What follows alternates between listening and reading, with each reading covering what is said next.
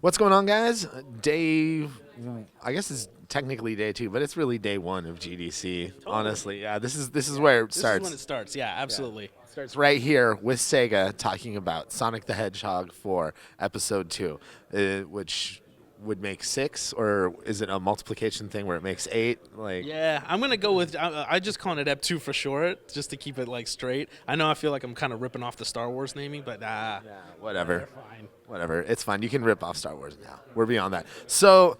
What's going on in episode two? Obviously, like fans had a few complaints about the first episode, but I think that you guys have more than likely worked towards appeasing the fans. Am I corrected in that assumption? Yeah, I mean the fans are awesome, and they definitely had some mild suggestions for Episode 2. So one of the biggest things that they wanted to see changed was, for example, the physics. They wanted it more like the Genesis, and so we really took that feedback to heart when we were developing Ep 2. And there's three things that I can kind of point out that you will see almost instantly within the game. So one of them, for example, is the fact that Sonic no longer uncurls when he comes out of like a ramp or a hill. So he'll stay in his ball form and ready to attack. The other one, for example, is that it's definitely more momentum based. So if you get to the edge of a hill and you put Sonic in a spin dash mode and you let him roll down, if you let go of the controller, let go of the analog stick, he will still keep rolling down the hill and he'll actually be picking up speed and just roll off the ramps. Very similar to when you played, Sonic on the Genesis. And I think the next one, for example, was in Ep 2 when you would jump over a hill or wherever you were jumping to. If you didn't press forward on the analog stick, Sonic would sort of jump and maybe like at the peak of his arc would just kind of drop like a rock because you were no longer putting the input in the controller to keep him moving forward. Now, as long as you jump with Sonic and you have forward momentum, he will continue the arc of the jump. So we've definitely made it more similar like the Genesis. It's not an apples to apples same physics, but it is much closer than we got the first time. So that is definitely a huge improvement. So you've tweaked it to make it relevant to like current gamers, but it's cozy enough that old school gamers like me are still gonna get the same feel from it. Right? Exactly. Old school gamers like me, man. I'm definitely old school in this. So that was one of the really cool things. I mean, other than that, we expanded it. A lot of people wanted to see Tails. They wanted to see co-op. So episode 2, we're bringing Tails. We're bringing co-op into it. You're going to be able to play it online and offline.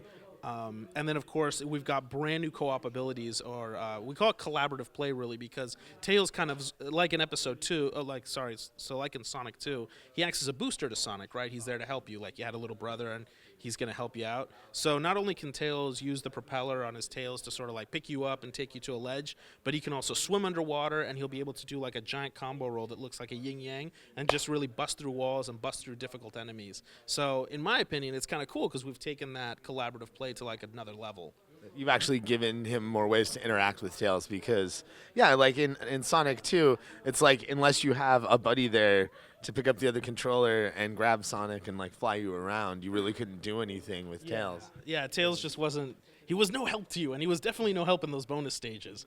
A useless two-tailed fox, but that's all in the past now. That's all in the past. And the other cool thing we added is, for example, even if you're playing by yourself, like you're playing single player, if you enact one of the collaborative moves with Tails, you will be able to control it. So you will be able to sort of link onto Tails and sort of use him to get you onto a different ledge or still swim underwater. So you gain the ability in single player now to control that combination between the two, where in the old one you could really only hope that your buddy knew what he was doing. It wouldn't lead you to your doom, at the end of the day. Exactly. If you were an only child who lived in an area with no other kids around, it was a lonely, lonely time playing Sonic 2.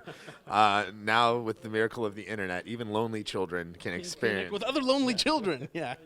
There you go. We're bringing people together here with Sonic 4 Episode 2. Now, what about the story? What's going on in the game? Where are we in the Sonic series here? All right, so, I mean, this is always like a hot topic, right? Like, where does Sonic 4 fall in the canon? So what I can tell you is that Sonic 4 in the canon will fall after Sonic and Knuckles and after Sonic CD. So it's definitely, the latest installment within that classic series. Episode 1 and Episode 2 both happen very in close proximity to each other time-wise. But we use Sonic CD as a prequel because the idea would be that we would carry story elements from Sonic CD over into Sonic 4, the saga. So when you look at Ep 2 and when you play Ep 2, the story of Ep 1 and Ep 2 is actually revealed there. And we're going to be showing the story of, one, how Metal Sonic came back to life after Sonic CD, the importance of the events of Sonic CD, and why there were those key zones in Episode 1. So it's kind of like an unveiling moment, you know? Like, when you play Ep 2, you're really going to unveil the story behind the Sonic 4 saga, and we're going to do it in a variety of interesting ways. There's definitely a prequel that's going to be in the Archie comics, so Sonic Super Size, or the Super Special, number 3. You're going to have like a 5-page comic that will sort of give you the prequel to Episode 2, and then there's going to be some other elements that we're going to add into it that will definitely elaborate on the story. So it's much more robust than the first one. In that sense. So you got a multimedia blitz going on. This Absolutely. is the new era of Sonic. It's the new era of gaming, you know, like. Take it beyond Sonic. Yeah, we got to take it beyond the games, man. Merchandising. Dude, well, I gotta say, I'm glad that it's getting a sequel. Graphically, it looks a lot better than the first one. Yeah, you guys are definitely making improvements to the game. What about the levels? What levels are you guys drawing from in like the Sonic history for this game? So, I mean, we've unveiled 2 levels now that are really cool. We've unveiled a brand new level called White Park Zone, and it's sort of a snow-capped mountain roller coaster level, which is really cool because you're going to be able to like outrun avalanches, and you're going to be able to, you know, run on the roller coaster rails. And then we've also got another new level called Sylvania Castle, which is kind of like this castle in this lake area. And in that one, it's really cool because when you start in Act 1 and by the time you get to Act 3, you'll see the progression of like twilight into night. So the third level is actually in night.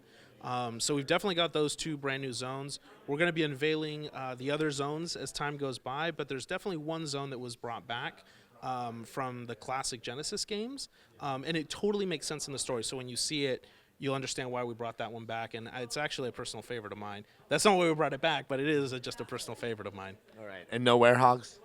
No werewolves. No, when the moon comes up, he's Sonic and Tails. All right, then we're good to go, man. So when should we be keeping our eye out for this to hit? I would be keeping an eye out for spring. It's definitely going to be hitting in the springtime. And we've got it coming out on all devices, right? We've got it coming out on PlayStation, Xbox, Windows Mobile 7, iOS, Android devices. It'll be out on the tablets. I mean, when you go digitally, you just go big and you go everything. And, you know, one of the cool things, for example, with Windows Mobile 7 is you're going to be able to play it on your Windows Mobile 7. And thanks to the iCloud, you can stop it on the phone, go home, boot up your Xbox, and pick up right where you left off.